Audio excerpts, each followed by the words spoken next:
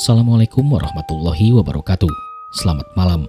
Jumpa lagi dengan saya Aldi di channel Mereka Ada. Dimanapun kalian berada, saya doakan semoga kalian dalam kondisi sehat dan selalu diberikan kemudahan dalam menjalankan segala aktivitas. Namun sebelum saya mulai bercerita, pastikan teman-teman support channel Mereka Ada dengan cara menekan tombol subscribe dan menyalakan lonceng notifikasinya, supaya teman-teman gak ketinggalan setiap video yang upload di channel ini. Jangan lupa juga follow Instagram dan TikTok Mereka Ada di @merekaada_channel. Sudah siap? Kalau begitu, tanpa banyak basa-basi lagi, mari kita mulai ceritanya dan selamat mendengarkan.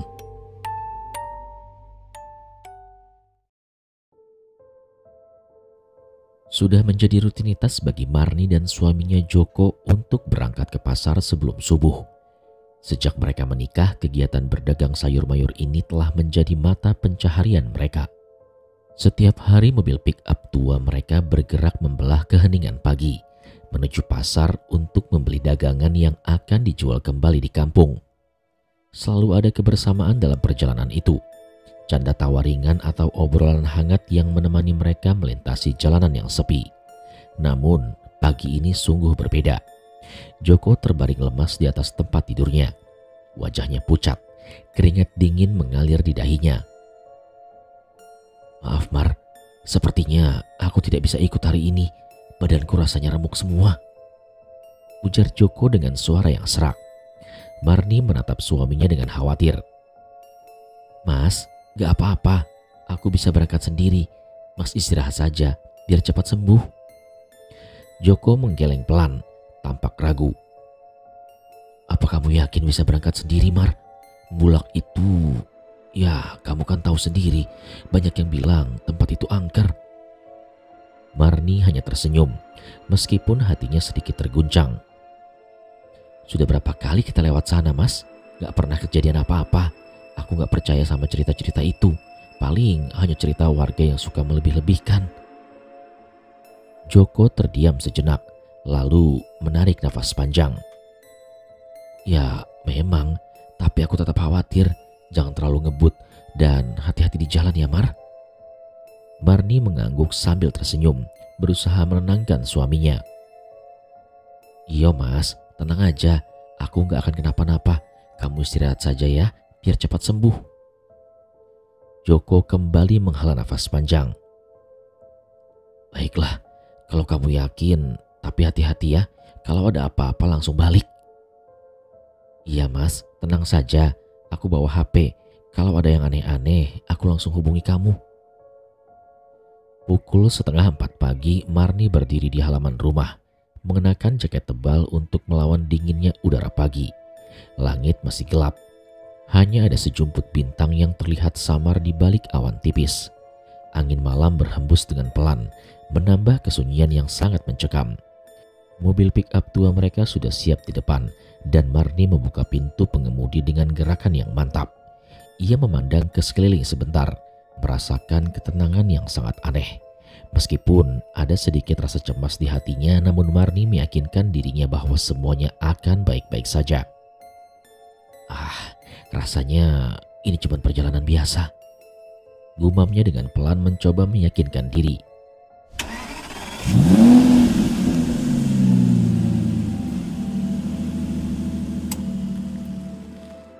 Setelah mesin mobil dinyalakan, suara deru mesin tua memecah keheningan pagi.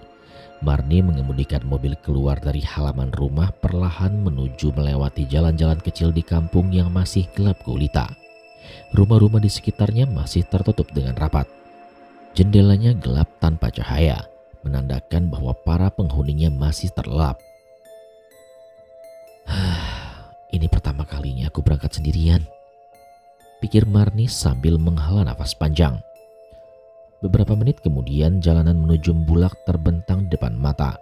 Marni tahu Bulak adalah jalur yang selalu mereka lewati setiap hari. Jalan panjang ini membelah persawahan luas dengan pepohonan liar di kedua sisinya. Di siang hari Bulak terlihat biasa saja, tapi di pagi buta seperti ini dengan langit gelap dan hanya diterangi lampu depan mobil, jalanan itu tampak lebih suram.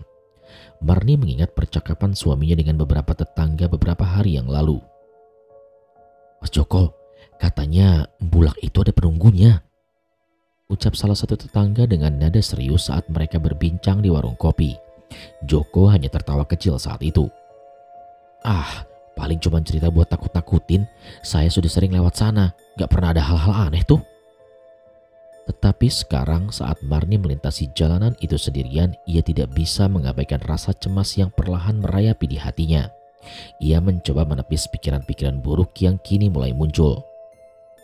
Paling cuma cerita warga saja, mana mungkin ada yang aneh-aneh, katanya lagi pada dirinya sendiri sambil memegang erat kemudi.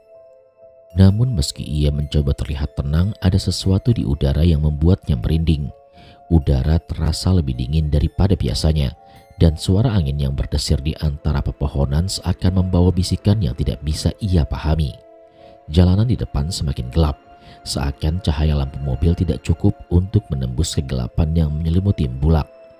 Marni memperlambat laju mobilnya, matanya terus fokus pada jalan yang ada di depan. Di dalam hatinya ia berharap agar perjalanan ini segera berakhir. Pukul 4 pagi. Udara terasa semakin dingin.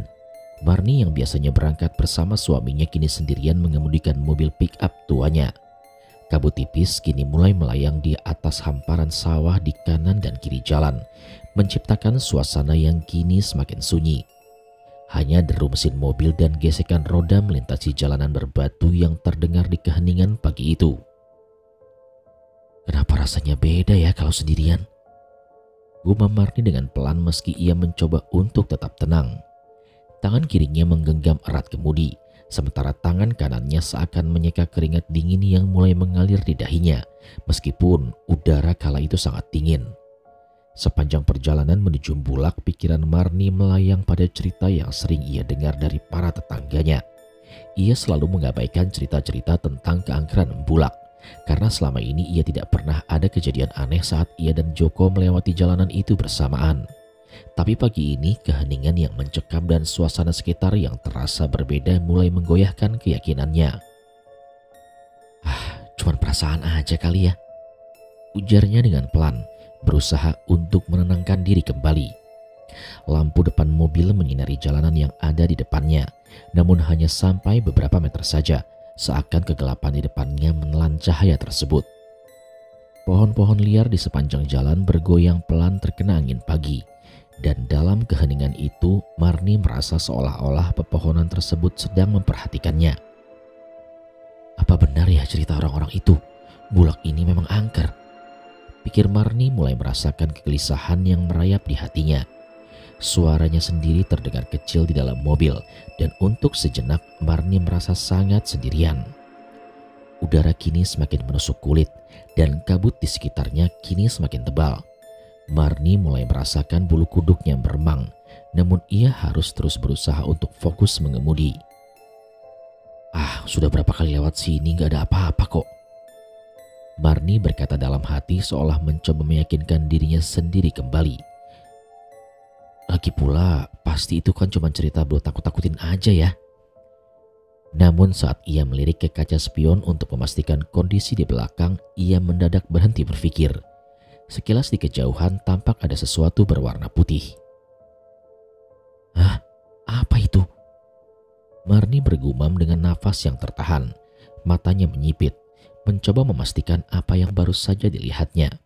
Ia kembali melirik ke spion, dan kali ini sosok itu masih ada di sana. Sesuatu yang putih, tampak samar-samar bergerak mendekat. Awalnya Marni mengira mungkin itu hanya seorang ibu-ibu yang berjalan menuju masjid untuk sholat subuh. Namun perasaan aneh menyelimutinya. Di sini, di bulak yang terpencil seperti ini kan gak ada rumah, apalagi masjid. Masjid? Di sini gak ada masjid. Bisik Marni mendadak merasa sangat tidak nyaman. Pikirannya mulai berputar cepat. Siapa itu? Kenapa ada di sini? Apa mungkin bukan manusia? Suara hatinya mulai dipenuhi ketakutan. Tapi ia berusaha untuk tetap rasional dengan apa yang ia lihat. Ia menelan ludah dan jantungnya berdegup dengan kencang. Pandangannya kembali tertuju kepada sosok putih yang kini tampak semakin mendekat. Gerakannya sangat aneh, seperti tidak berjalan, melainkan melompat.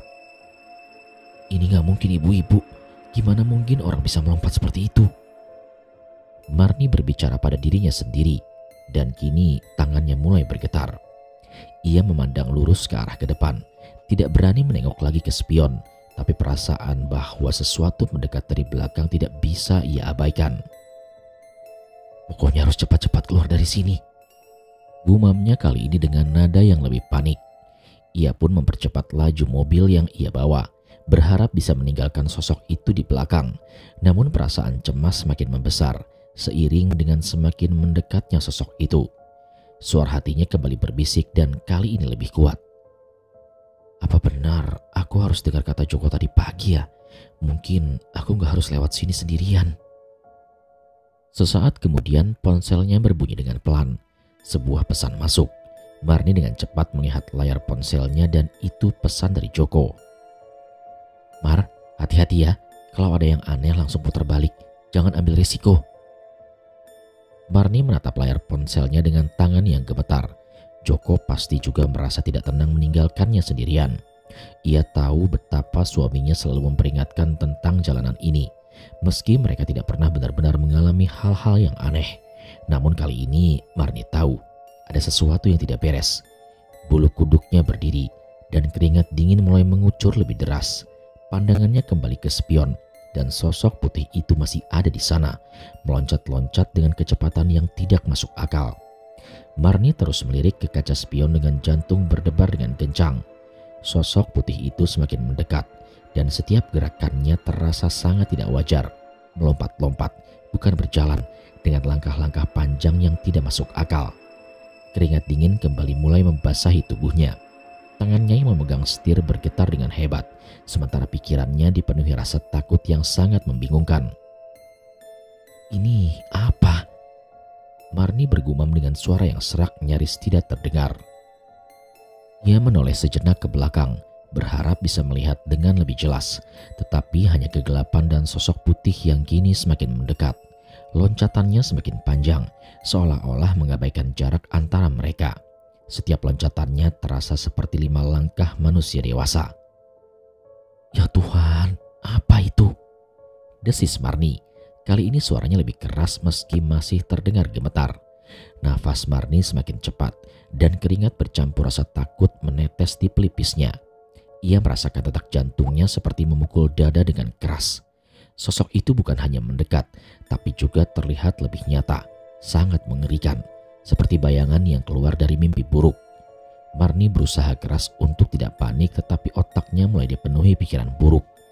Ia mencoba menenangkan diri kembali, berbicara pada dirinya sendiri. Enggak, ini mungkin cuma halusinasi. Aku terlalu capek. Mungkin cuma penglihatanku yang salah. Namun semakin ia berusaha mengabaikannya, semakin jelas sosok itu terlihat. Tidak ada keraguan lagi. Sesuatu yang tidak wajar sedang mengejarnya. Wajah Marni memucat dan tubuhnya mulai menggigil. Tiba-tiba ponselnya berbunyi lagi. Kali ini panggilan masuk. Ia melirik dengan cepat ke layar ponselnya yang tergeletak di kursi sebelah. Nama Joko muncul di layar. Dengan tangan gemetar, Marni meraih ponsel dan menjawabnya. Mas. Suaranya terputus antara takut dan panik. Mar, kamu di mana sekarang?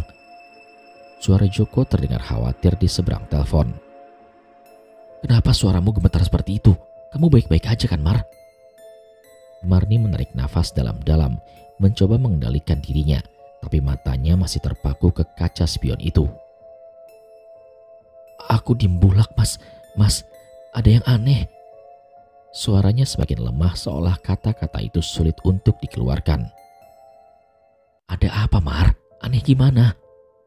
Tanya Joko dengan suara yang semakin cemas. Marni menggigit bibirnya, berusaha keras untuk menjelaskan. Mas, ada sosok putih.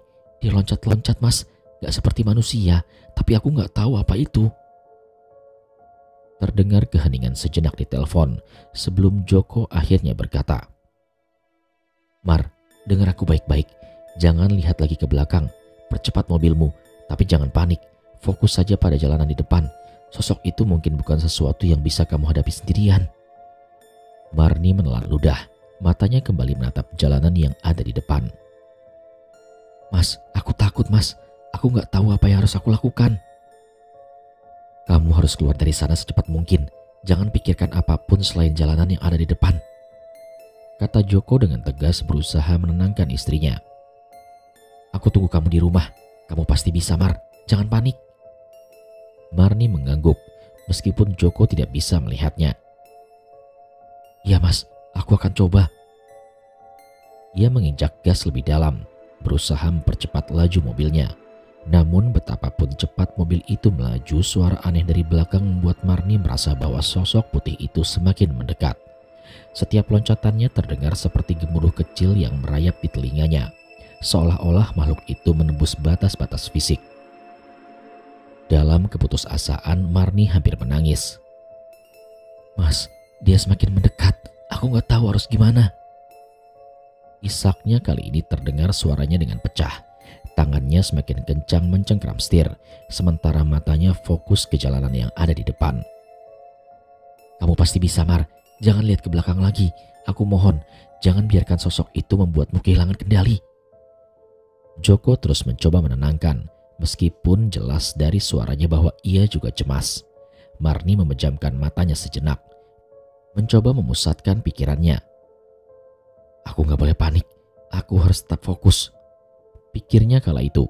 Namun tiba-tiba sesuatu menghantam mobilnya dari belakang, seperti angin kencang yang mengguncang kendaraan tua itu. Marni sontak berteriak histeris, suaranya penuh dengan ketakutan. Mas, dia ada di sini, Mas. Joko di seberang telepon terdengar panik. Marni, fokus, jangan biarkan dia mendekat. Percepat mobilmu. Marni menekan gas lebih dalam. Kali ini ia melaju dengan kecepatan penuh. Mobil bergetar seolah-olah mesin tua itu hampir tidak kuat menahan laju yang begitu cepat. Di depannya pertigaan yang sering ia lewati setiap hari dan tampak semakin mendekat. Itu adalah jalan keluarnya. Mar, kamu hampir sampai. Ayo sedikit lagi. Joko berteriak di telepon. Dengan segenap kekuatan yang tersisa, Marni memacu mobilnya ke arah pertigaan itu. Sesaat sebelum mencapai pertigaan, sosok itu menghilang begitu saja, seperti tertelan oleh kegelapan. Tidak ada lagi suara loncatan, tidak ada lagi gemuruh, hanya suara deru mesin mobil dan nafas Marni yang kini terengah-engah. Marni kemudian menepikan mobilnya setelah melewati pertigaan. Tubuhnya bergetar dengan hebat. Telepon masih terhubung, tetapi ia hanya bisa mendengarkan suara Joko yang memanggil namanya berulang kali. Mas, aku selamat, ucap Marni dengan pelan, nyaris tidak terdengar sebelum akhirnya menangis terseduh-seduh. Tepat di sebuah pertigaan yang gelap, Marni dengan terburu-buru membelokkan mobilnya ke kanan, meninggalkan bulak yang angker yang ada di belakang. Ia memutuskan untuk mengambil jalan perumahan meskipun rutenya lebih jauh. Yang penting aman, pikirnya dengan nafas yang tersengal, berusaha menenangkan diri. Matanya terus melirik ke kaca spion memastikan apakah sosok putih mengerikan itu masih mengejarnya. Namun sejauh matanya bisa melihat, sosok itu sudah tidak ada lagi. Marni menarik nafas panjang meskipun tubuhnya masih gemetar. Ya Tuhan, terima kasih, bisiknya kala itu merasa sedikit lega. Namun ketegangan belum sepenuhnya hilang. Jantungnya masih berdebar keras dan keringat dingin terus mengalir di pelipisnya. Marni, kamu masih di sana? Suara Joko terdengar di telepon yang masih terhubung, membangunkan Marni dari lamunannya. Iya mas, aku sudah keluar dari bulak, jawab Marni dengan suara yang lemah. Tangannya masih bergetar memegang setir dan ia terus berusaha mengendalikan nafasnya yang berat. Aku sekarang masuk perumahan, sosok itu tidak kelihatan lagi mas.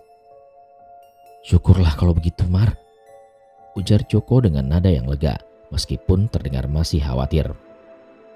Tetap hati-hati Mar, jangan berhenti sebelum kamu benar-benar sampai di rumah. Marni mengangguk meski Joko tidak bisa melihatnya. Iya mas, aku masih merinding, rasanya belum sepenuhnya aman.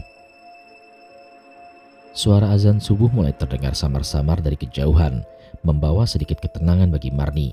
Ia mencoba fokus pada jalanan yang ada di depan, tetapi pikirannya masih dipenuhi bayangan sosok putih yang mengejarnya. Sosok itu bukanlah manusia, ia yakin akan hal itu sekarang. Mas, kamu percaya nggak sama cerita orang-orang tentang bulak yang angker? Marni tiba-tiba bertanya. Suaranya terdengar sedikit gemetar. Joko sejenak terdiam sebelum ia menjawab. Dulu aku nggak terlalu percaya, tapi setelah apa yang kamu alami barusan, aku nggak tahu lagi harus bilang apa. Mungkin memang ada hal-hal yang tidak bisa kita pahami, Mar. Marni menghela nafas panjang. Aku juga gak percaya, Mas, awalnya. Selama ini kan kita lewat situ berkali-kali dan gak pernah terjadi apa-apa. Tapi tadi sosok itu, Mas, dia benar-benar nyata. Dia meloncat-loncat kayak bukan manusia, Mas. Joko mencoba menenangkan istrinya meski ia sendiri merasa ngeri mendengar cerita dari Marni. Sudah, jangan pikirkan itu sekarang. Yang penting kamu selamat. Nanti kita bisa cari jalan lain yang tidak perlu melewatin bulak itu lagi, Mar. Mas, aku gak mau lewat situ lagi, Mas, kata Marni dengan suara yang tegas. Suaranya kini terdengar lebih tegar meski hatinya masih dipenuhi dengan ketakutan. Meskipun jalanannya itu lebih jauh, aku gak peduli. Aku gak mau ketemu sosok itu lagi. Joko mengerti ketakutan istrinya. Iya, Mar, nanti kita cari rute yang lain. Yang penting kamu selamat sekarang. Marni kembali fokus pada jalan. Meskipun pikirannya tentang sosok putih itu terus membayangi. Sesekali ia melirik ke kaca spion meskipun ia tahu sosok itu sudah menghilang. Namun rasa takut yang masih tersisa membuatnya terus waspada. Setelah beberapa menit, jalanan perumahan yang dilewatinya mulai tampak lebih terang, seiring dengan semakin banyaknya rumah yang terlewati. Lampu-lampu rumah dan jalanan memberikan sedikit perasaan aman, tapi Marni masih merasa cemas. Mas, aku sudah dekat sama rumah, katanya dengan pelan, mencoba mengabarkan Joko yang masih ada di telepon. Bagus, Mar, kalau sudah sampai langsung masuk ke rumah. Jangan lupa kunci pintunya, ujar Joko, suaranya terdengar lega meskipun masih cemas. Iya, Mas. Marni mengangguk kecil meskipun matanya tetap waspada. Aku masih gak bisa berhenti mikir sosok itu, Mas. Apa mungkin dia itu tadi benar-benar hantu? Joko terdiam seakan-akan mencari kata-kata yang tepat untuk menjawab pertanyaan Marni. Mungkin kita harus terima kalau ada hal-hal di dunia ini yang tidak bisa kita jelaskan, Mar. Yang jelas jangan terlalu dipikirkan sekarang. Kita cari tahu nanti, pelan-pelan. Marni menelan ludah. Kata-kata suaminya masuk akal, tetapi ketakutan yang masih menggelayut membuat pikirannya sulit tenang. Iya, Mas, aku akan coba untuk gak memikirkan itu dulu, katanya pelan meski ia tahu itu tidak mudah. Ketika Marni akhirnya melihat rumahnya di kejauhan, rasa leganya luar biasa mulai merayap di hatinya. Mas, aku sudah sampai rumah. Aku masuk dulu ya, Mas, ujarnya sambil perlahan memikirkan mobil di depan rumah. Syukurlah, Mar. Langsung masuk dan istirahat ya. Aku tunggu di sini, ujar Joko terdengar lega. Marni kemudian mengangguk lagi, meski tangan dan tubuhnya masih gemetar. Ia pun mematikan mesin mobil, keluar dan segera menuju pintu rumah. Setelah memastikan pintu terkunci dengan rapat, ia menyandarkan punggungnya ke pintu, menutup matanya sejenak karena badannya masih lemas. Tapi setidaknya ia merasa lebih aman di dalam rumah. Joko keluar dari kamar dan menghampirinya. Kamu gak apa-apa kan, Mar? Tanyanya dengan lembut memegang pundak istrinya. Marni pun mengangguk pelan. Iya, Mas, tapi aku masih takut, jawabnya sambil menunduk. Air matanya mengalir tanpa sadar. Joko memeluk erat istrinya. Sudah gak apa-apa, Mar, kamu sekarang aman, bisiknya menenangkan. Kita gak akan lewat jalanan itu lagi, Mar. Marni mengangguk dalam pelukan suaminya, meskipun pikirannya masih penuh dengan bayangan sosok putih yang menghantuinya. Meskipun sekarang sudah aman, ia tahu malam itu akan terus teringat di dalam benaknya.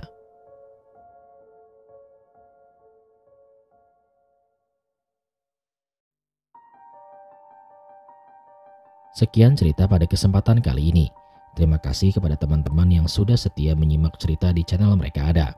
Jangan lupa support channel Mereka Ada dengan cara menekan tombol subscribe dan menyalakan lonceng notifikasinya, supaya teman-teman gak ketinggalan setiap video yang upload di channel ini. Kalau begitu, sampai di sini dulu perjumpaan kita kali ini. Sampai bertemu pada episode selanjutnya. Saya Aldi pamit undur diri dari hadapan kalian. Wassalamualaikum warahmatullahi wabarakatuh.